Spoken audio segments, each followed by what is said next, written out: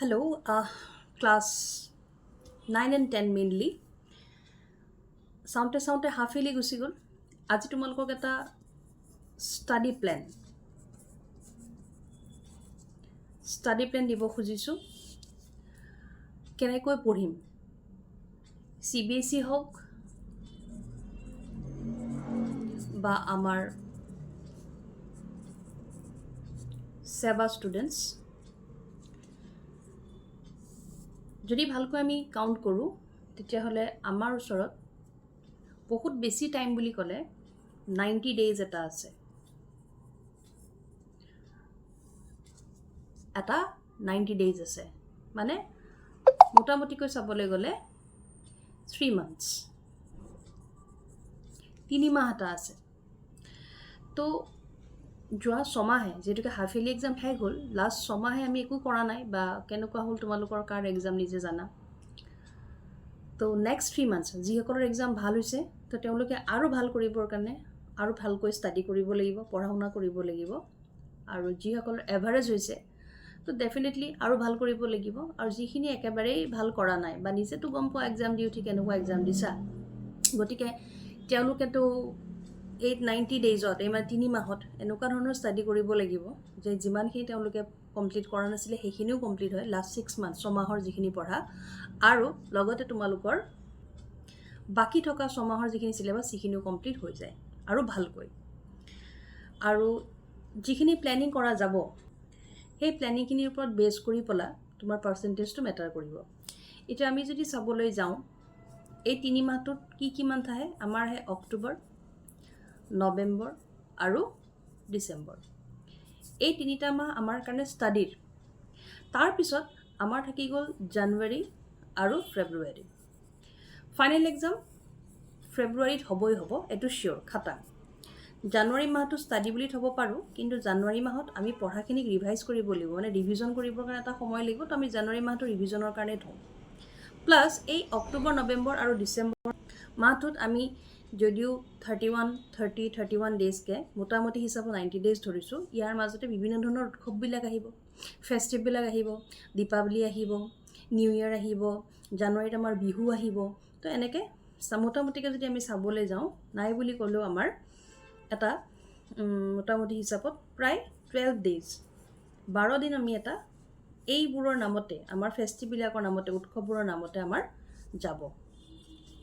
তাৰমানে 90 daysৰ পৰা যদি আমি এটা 12 days মাইনাছ কৰি দিওঁ তেতিয়াহ'লে আমাৰ ওচৰত প্ৰায় 78 days থাকিব ষ্টাডি কৰিবলৈ। তাৰো যদি ৰাউণ্ড আমি অলপ সুবিধাৰ কাৰণে ধৰিব যাওঁ, 78 daysৰ দুদিন বাদ দিলেও মানে নাই বুলি ক'লেও আমি মোটামুটি ভালকৈ 75 days ল'ব পাৰোঁ। 75 days আমাৰ ওচৰত থাকিব ষ্টাডি কৰিবলৈ। হৈ গ'ল। তাৰমানে ষ্টাডি প্লেনটো ষ্টাডিঙত আমি চাব লাগে যে আমাৰ ওচৰত টাইম কিমান আছে। 90 days আমি যদিও ধৰিলোঁ, সেই 90 days means 3 months, October, November, December. জানুৱাৰী আমি ৰিভিজনৰ কাৰণে থ'লোঁ, ফেব্ৰুৱাৰীটো আমাৰ এক্সাম হ'ব, গতিকে ফেব্ৰুৱাৰীৰ কোনো কথাই নাই ফেব্ৰুৱাৰী মাহটোত। আৰু এই যি 3টা মাহ আছে, 3টা মাহৰ অকল প্ৰায় 10 to 12 days আমাৰ ফেষ্টিভবিলাক, যিবিলাক উৎসৱ হ'ব, দেৱালী হওক, নিউ ইয়েৰ আহি গ'ল, খ্ৰীষ্টমাছ আহিব, এনেকৈ আৰু কিবা উৎসৱ আহিব। তাৰপিছত বিহু পৰিব, জানুৱাৰী মাহত বিহু হয় আমাৰ।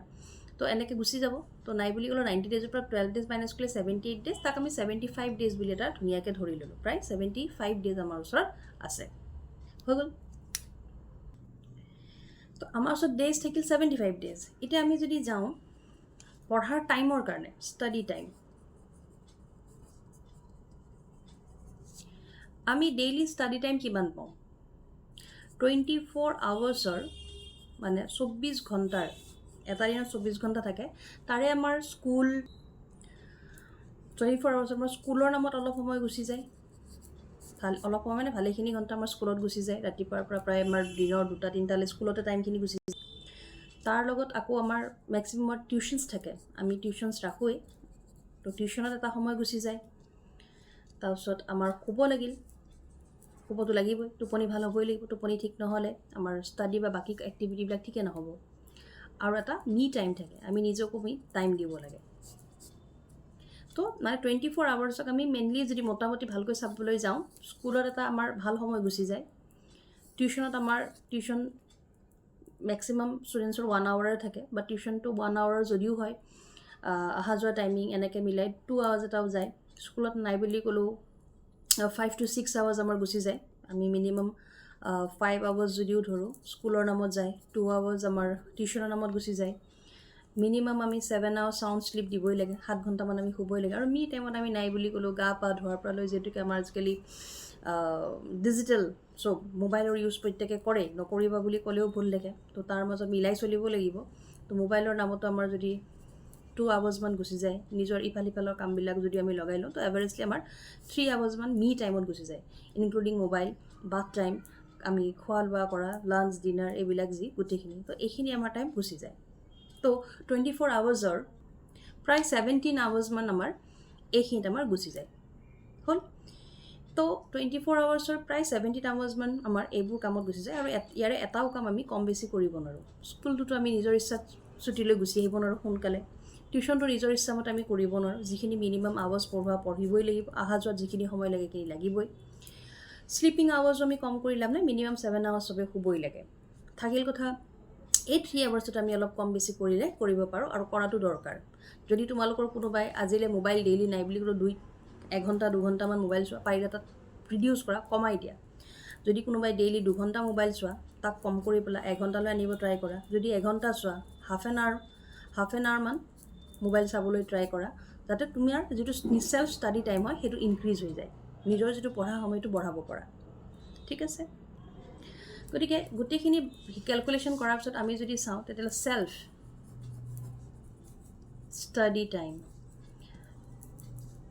ষ্টাডি টাইম আমি কিমান পাওঁ? ইয়াক আকৌ আমি 2টা টাইপত ডিভাইড কৰি দিব পাৰোঁ। যেতিয়া স্কুল থাকে, স্কুল থাকিলে এজন ষ্টুডেণ্টে 7 আৱাৰ্ছমান পাবা ষ্টাডি কৰিবলৈ। আৰু যদি তোমালোকৰ স্কুল নাথাকে, তেতিয়াহ'লে 7 আৱাৰ্ছ স্কুল থকা দিনৰ, আৰু স্কুলৰ কাৰণে যিটো 5 আৱাৰ্ছ আমাৰ গৈ আছে, তাৰ পৰা মিনিমাম আমি 3 আৱাৰ্ছ এটাও যদি ইনক্লুড কৰি দিওঁ ইয়াত, তেতিয়াহ'লে স্কুল নাথাকিলে প্ৰায় 10 আৱাৰ্ছমান পঢ়িব পাৰা। ইয়াত এটা কথা কওঁ, বহুতে ক'ব যে ইমান ঘণ্টা পঢ়িব লাগে, ইমান পঢ়িব লাগে। কথাটো সেইটো নহয় তুমি কিমান ঘণ্টা পঢ়িছা, কথাটো হ'ল যে তুমি যিখিনি সময় পঢ়িছা সেইখিনি ঠিকে পঢ়িছা নাই। ৰাতিপুৱাৰ পৰা গধূলিলৈকে কিতাপখন লৈ টেবুলত বহি থাকি কিমান পঢ়িলা, আৰু এটা নিৰ্দিষ্ট সময়ত 2-1 ঘণ্টা বহি পেলাই তুমি কিমান পঢ়িলা, তাৰ ওপৰত মেটাৰ কৰে। মেটাৰ এইটো নকৰে তুমি কিমান সময় পঢ়িলা, মেটাৰ এইটো কৰে তুমি যিখিনি সময় পঢ়িলা, কিমান পঢ়িলা বা কি পঢ়িলা। তো আমি যদি চাবলৈ যাওঁ, স্কুল থাকিলে প্ৰায় অতি কমে এজন ষ্টুডেণ্টে 7 আৱাৰ্ছমান ষ্টাডি কৰিব টাইম পায়। আৰু স্কুল নথকা দিনা হলিডেজত, ছানডে হওক বা কিবা অকেজনেল বন্ধ হয়, যিহেতুকে ফেষ্টিভবিলাক আহিব বুলি আমি ক'লে, নাই বুলি ক'লেও 12 ডেজমান আমাৰ ফেষ্টিভ আহিব। তো ফেষ্টিভবোৰত যদি আমি মিলাই লওঁ, তেতিয়াহ'লে আমি নাই বুলি ক'লেও এটলিষ্ট 10 আৱাৰ্ছ ডেইলি পঢ়িবলৈ পাম। আৰু ফেষ্টিভবিলাকৰো কিছুমান কথা থাকে, যেনে এই 12 ডেজত 2 দিন আমাৰ দীপাৱলীত যাব, দেৱালী হ'ব, 2 দিন দেৱালী। এতিয়া দেৱালীটো প্ৰায় ইভিনিং চেলিব্ৰেট কৰা হয়। গতিকে নিজে স্মাৰ্ট হৈ পেলাই, নিজে বুদ্ধি লগাই পেলাই দিনতেই পঢ়া কামখিনি যদি কমপ্লিট কৰি থৈ দিয়া, তেতিয়াহ'লে তোমাৰ কাৰণে এটা প্লাছ পইণ্ট। সেইটোকে আমি স্মাৰ্ট ষ্টাডি বুলি কওঁ। তো মোৰ কেলকুলেশ্যনত এভাৰেজ ষ্টুডেণ্টছৰ ওপৰত চাই পেলাই, মোটামুটি গোটেইখিনি ষ্টুডেণ্টছক চাই যদি কওঁ, তেতিয়াহ'লে এজন ষ্টুডেণ্টে যদি স্কুল যায়, সি এটলিষ্ট 7 আৱাৰ্ছ যেনেকৈ নহওক পঢ়া টাইম ওলাব পাৰি। লাগিলে ষ্টুডেণ্টজন টাউনত থাকক বা গাঁৱত থাকক, মিনিমাম 7 আৱাৰ্ছ পাবই। আৰু স্কুল নাথাকিলে ষ্টুডেণ্টজন আমাৰ গাঁৱৰে হওক বা টাউনৰে হওক, গুৱাহাটীত থাকক বা কোনো গাঁৱত থাকক, মিনিমাম 10 আৱাৰ্ছ পঢ়িবলৈ পাবই ষ্টুডেণ্টজনে। এইখিনি যিকোনো এজন ষ্টুডেণ্টে পাবই 9-10ৰ। আৰু এইখিনি সময় যদি ওলাব নোৱাৰে, তেতিয়াহ'লে লাজৰ কথা। এজন ষ্টুডেণ্টৰ কেৱল পঢ়া, খোৱা, খেলা ধূলা কৰা, এইখিনিয়ে কাম, বেলেগ একো টেনশ্যনৰ কথা নাই। গতিকে এইখিনি টাইম প্ৰত্যেকজন ষ্টুডেণ্টে ওলাব পাৰিবই লাগিব। হৈ গ'ল। এতিয়া আকৌ পঢ়িম কেনেকৈ, কি কৰোঁ? Any subject wise study plan যদি লাগে মোক ক'লে হ'ল, মই ছাবজেক্ট ৱাইজ ষ্টাডি প্লেন দিবলৈ ট্ৰাই কৰিম। বাট এতিয়া এভাৰেজলি এনি ছাবজেক্ট, মোটামুটি আমি যদি কওঁ, এনি ছাবজেক্ট যদি আমি লৈ লওঁ, এতিয়া তোমালোকৰ টোটেল 6 ছাবজেক্টছ থাকে। মেথছ আহিব, ছায়েন্স আহিব, ছ'চিয়েল ছায়েন্স আহে, MI, কাৰোবাৰ হিন্দী, কাৰোবাৰ আছামিজ, কাৰোবাৰ বেংগলী। দেন তোমালোকৰ ইলেক্টিভ থাকে, আৰু থাকিল তোমালোকৰ ইয়াতে ইংলিছ। চ' এইখিনি আমাৰ ষ্টুডেণ্টছবোৰৰ ছাবজেক্ট থাকে। তো এনি ছাবজেক্ট, যিকোনো এটা ছাবজেক্টে যদি আমি লওঁ, সাবজেক্ট ওয়াইজ আকৌ কৈছোঁ যদি তোমালোকক ষ্টাডি প্লেন লাগে বা আইডিয়া লাগে ক'বা মোক জনাবা মই ডেফিনেটলি দিম আৰু যদি এভাৰেজ মোটামুটি গোটেইকেইটা ছাবজেক্টৰ ওপৰত আমি যদি বেছ কৰি পঢ়াটো ষ্টাডি প্লেন এটা কৰিবলৈ যাওঁ তেতিয়াহ'লে আমি যিকোনো এটা ছাবজেক্টক 3টা টাইপত ডিভাইড কৰি দিব পাৰোঁ ফাৰ্ষ্ট টাইপটো হ'ল ইজি তাৰপিছত আহিব আমাৰ হাৰ্ড থাৰ্ডত আহিব ভেৰি হাৰ্ড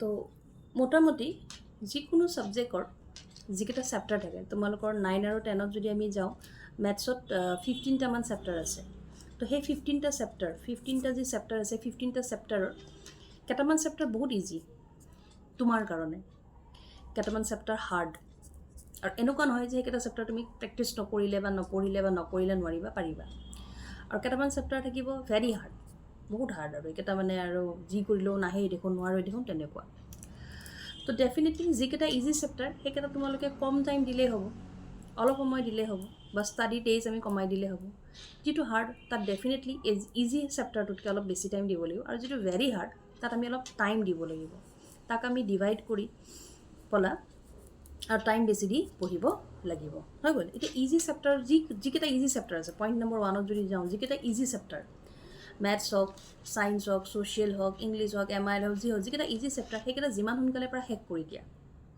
যিমান সোনকালে পাৰা আৰু যিহেতুকে easy chapter I am 100% sure এদিনততো কমপ্লিট হৈ যাব যিকেইটা ইজি চেপ্টাৰ হয় সেইকেইটা এদিনত আৰামছে তোমালোকৰ কমপ্লিট হৈ যাব যিটো হাৰ্ড তাত হয়তো এদিনতকৈ বেছি লাগিব পাৰে 2-3 ডেজ লাগিব আৰু যিকেইটা ভেৰি হাৰ্ড সেইকেইটাতো যিহেতুকে হাৰ্ড ভাবিয়ে লৈছা ডেফিনেটলি তাতে মোৰ দেন 3 ডেজ লাগিব পাৰে 2 ডেজত ইনাফ হয় বাট হয়তো 2 ডেজতকৈ বেছি 3 ডেজ বা কিছুমানক 3 ডেজতকৈ বেছি লাগিব পাৰে আমাৰ স্কুল যাব লগা টাইম থাকে বাকী আমাৰ টিউশ্যনছ এইবিলাকতো টাইম দিব লাগে তো টোটেল 24 আৱাৰ্ছ আমি গোটেই 24 আৱাৰ্ছটো দিব নোৱাৰোঁ হৈ গ'ল এতিয়া কথাটো হ'ল ইজি চেপ্টাৰকেইটাত কম টাইমতে হয় তো ফাৰ্ষ্টতে গোটেই ইজি চেপ্টাৰ পঢ়িম নে সেইটো কৰিব গ'লে ভুল হ'ব কাৰণ আমি ষ্টাৰ্টিঙতে পাইছিলোঁ কি যে আমাৰ ওচৰত 90 ডেজত টোটেল 3 মান্থছ আছে গতিকে অক্টোবৰ মাহত তুমি যদি অকল ইজিখিনি পঢ়ি থাকা নৱেম্বৰত হাৰ্ড চেপ্টাৰকেইটা পঢ়িলা ডিচেম্বৰত ভেৰি হাৰ্ডকেইটা পঢ়িবলৈ তেতিয়াহ'লে ভুল কেলকুলেশ্যন হ'ব সেইটো কৰিলে নহ'ব তুমি কি কৰিব লাগিব এনি ছাবজেক্ট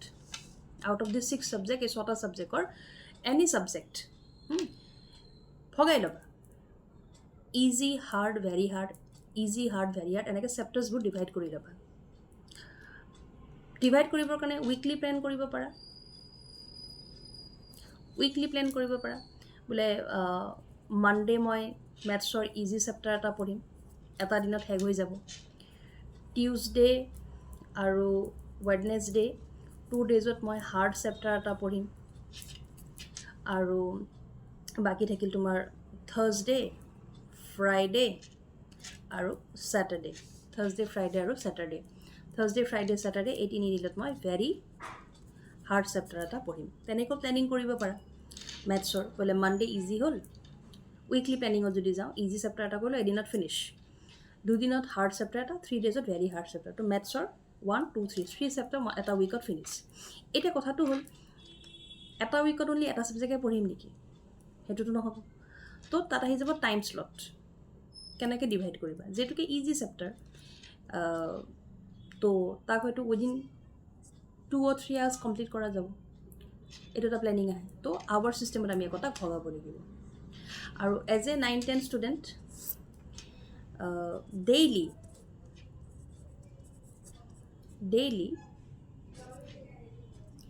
3 ছাবজেক্টছ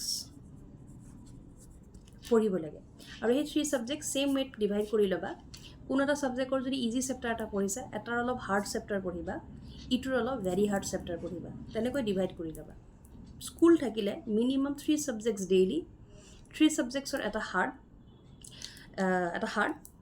এটা ভেৰি হাৰ্ড আৰু এটা ইজি তেনেকৈ ডিভাইড কৰি পেলাই পঢ়িব পাৰা আৰু যিদিনাখনে স্কুল নাথাকে সেইদিনাখনে পাৰিলে মিনিমাম 5 ছাবজেক্টছ পঢ়িব লাগিব তাকো সেই একেধৰণে ডিভাইড কৰিলে হ'ল ইজি হাৰ্ড আৰু ভেৰি হাৰ্ড এনেকৈ ডিভাইড কৰি পেলাই পঢ়িব লাগিব তেতিয়া এটা সুন্দৰকৈ পঢ়াৰ প্লেনিং বনায় আৰু যিটো আমি ষ্টাডি আৱাৰ্ছ লৈছোঁ 7 or 10 এইটো নিজৰ হিচাপত তোমালোকে টাইম স্লটটো বনাই ল'ব পাৰা এই যিটো 7 আৰু 10 hours আমি স্লট বুলি ক'লোঁ, টাইমৰ ডিভিজনটো যদি আমি কৰিবলৈ যাওঁ তেতিয়াহ'লে তাক এনেকৈ কৰিব পাৰি, যিটো 7 hours আছে তাক আমি 2 hours প্লাছ 1 hour স্লটত দিব পাৰোঁ। কোনো এটা ছাবজেক্ট 2 ঘণ্টা পঢ়িলা, নেক্সট আৰু এটা ছাবজেক্ট 2 ঘণ্টা পঢ়িলা, এটা ছাবজেক্ট ইজি আৰু তাৰ ইজি চেপ্টাৰটো 1 ঘণ্টা এদিনত কমপ্লিট। আৰু যিটো 10 hour স্লট দিছোঁ, 10 hour স্লটত যিটো হাৰ্ড ছাবজেক্ট, যিটো তাৰ হাৰ্ড চেপ্টাৰ এটা হ'ব, সেইটোৰ কাৰণে 3 hours, ইজি এনেকৈ দিলা, আৰু এটা হাৰ্ড চেপ্টাৰ এনেকৈও পাৰি। নহ'লে ইয়াক আকৌ এনেকৈ 2 কৰি এটা 1 hour এনেকৈও দিব পাৰি। চ' যাৰ যেনেকৈ মন যায় ডিভাইড কৰি লৈ 2 hours 1 hour, 3 hours 2 hours 2 hours 2 hours 1 hours, বা এইটো মিলাই পেলাই আৰু এটা 3 hoursৰ স্লট বনাব পাৰি। চ' নিজৰ সুবিধাত স্লটখিনি বনাই পেলাই পঢ়িলে হ'ল। তো এইটো মোটামুটি কথা। তো ইয়াৰ পৰা যদি এভাৰেজলি আমি চাবলৈ যাওঁ, এইটোৱে বুজিব লাগিব কি যে আপকামিং এনুৱেল এক্সাম CBSE সেৱা আমাৰ ষ্টুডেণ্টছখিনিৰ মোটামুটিকৈ 90 days আছে। 90 days 3 monthsত আমাৰ অক্টোবৰ নৱেম্বৰ ডিচেম্বৰত আহে, ফেব্ৰুৱাৰীত ফাইনেল হ'বই। জানুৱাৰী আমি ৰিভিজনৰ কাৰণে ৰাখিলোঁ, প্লাছ এই অক্টোবৰ নৱেম্বৰ ডিচেম্বৰত এই 90 days হয়, তাৰে আকৌ ফেষ্টিভবিলাক আহিব, উৎসৱবিলাক আহিব। তো তাৰ নামত আমি 12 days মান যদি মাইনাছ কৰি দিওঁ, আমাৰ ওচৰত এভাৰেজলি 78 days থাকে। মই 75 days বুলি ধৰিছোঁ, ৰাউণ্ড কৰি পেলাই ধৰি লৈছোঁ 75 days আছে আমাৰ ওচৰত আজিৰ পৰা ধৰিলে। ষ্টাডি টাইম যদি আমি যাওঁ 24 hoursৰ, স্কুলত আমাৰ অলপ সময় যায়, টিউশ্যনৰ নামত সময় যায়। যদি নাই কাৰোবাৰ টিউশ্যন, ভেৰি গুড, এই 2 ঘণ্টাটো তুমি চেল্ফ ষ্টাডিত এড কৰিব পাৰিবা। হ'ল। আকৌ শুবতো লাগিবই, শুবলৈ মিনিমাম 7 hours চবেই লাগে, হৈ গ'ল। আৰু মি টাইম, আমি নিজকো টাইম দিব লাগে। তো টাইম বুলি ক'লে 2 to 3 hours এজন ষ্টুডেণ্টছক লাগে। তোমালোকৰ প্ৰত্যেকৰ আজিকালি মোবাইল আছে, ছ'চিয়েল মিডিয়াত থাকাই, নাচাবা বুলি নকওঁ, কিন্তু পাৰিলে কমাবা। বাট ছ'চিয়েল মিডিয়াও বহুত দৰকাৰ আজিৰ ডেটত, আপ টু ডেট থাকিব লাগে। বাছ তাৰ ওপৰত ডিপেণ্ডেণ্ট নহ'বা, সেইটো এটা মেইন কথা। তো 3 hours আগতেই কৈছোঁ যে এই 3 hours মই ধৰিছোঁ এভাৰেজলি চব ষ্টুডেণ্টছক মিলাই পেলাই 3 hours। কোনোবাই হয়তো 2 ঘণ্টা চায়, কোনোবাই হয়তো 1 ঘণ্টা, কোনোবাই হয়তো আধা ঘণ্টা। আৰু যদি বেছি চাই আছা তো তাক কমাই আহা, 3 ঘণ্টাৰ পৰা 2 ঘণ্টা, 2 ঘণ্টাৰ পৰা 1 ঘণ্টা, 1 ঘণ্টাৰ পৰা আধা ঘণ্টা, এনেকৈ কৰিলে বেটাৰ হয়। কাৰণ মেট্ৰিক বা ফাইনেল এবাৰেই হ'ব, গতিকে হাৰ্ডলি 3 মাহে কষ্ট কৰিব লাগে। সেই 3 মাহ কষ্ট কৰি তাৰ যিটো ফল সেইটো সদায় কাৰণে ভুগিব পাৰিবা, ভাল কলেজ এখনত যাব পাৰিবা, ভাল ৰিজাল্ট হ'লে। গতিকে এইখিনি অকণমান কম্প্ৰমাইজ ছেক্ৰিফাইচ কৰিব লাগিবই। যদি জীৱনত আগুৱাব আছে, জীৱনত যদি ভাল নাম কৰিবলৈ আছে, ছাকচেছ পাবলৈ আছে, তো এইখিনি কম্প্ৰমাইজ ছেক্ৰিফাইচ চবেই কৰিব লাগিবই। হ'ল। এতিয়া আহোঁ 24 hoursৰ এইখিনি আমাৰ টাইম ডিষ্ট্ৰিবিউট হৈ গ'ল বেলেগ বেলেগ হেৰিত।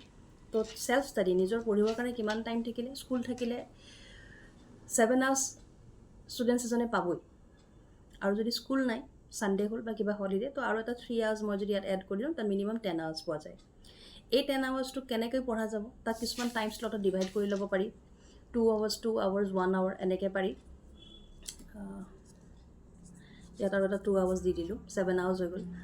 10 hoursটোক আকৌ এনেকৈ ভগাব পাৰি। তো যাৰ যেনেকৈ সুবিধা হয়, ছাবজেক্ট লৈ, ছাবজেক্টটোৰ কোনটো চেপ্টাৰ পঢ়িছা, সেই চেপ্টাৰটো ইজি হয় নে হাৰ্ড হয় নে ভেৰি হাৰ্ড, তাৰ ওপৰত ডিপেণ্ড কৰি এই 10 hours আৰু 7 hoursৰ টাইম স্লটটো নিজে ডিভাইড কৰি ল'ব পাৰিবা তোমালোকে, বা কৰি পেলাই এখন বনাই ল'বা, পঢ়ি পেলাই বনাই ল'বা।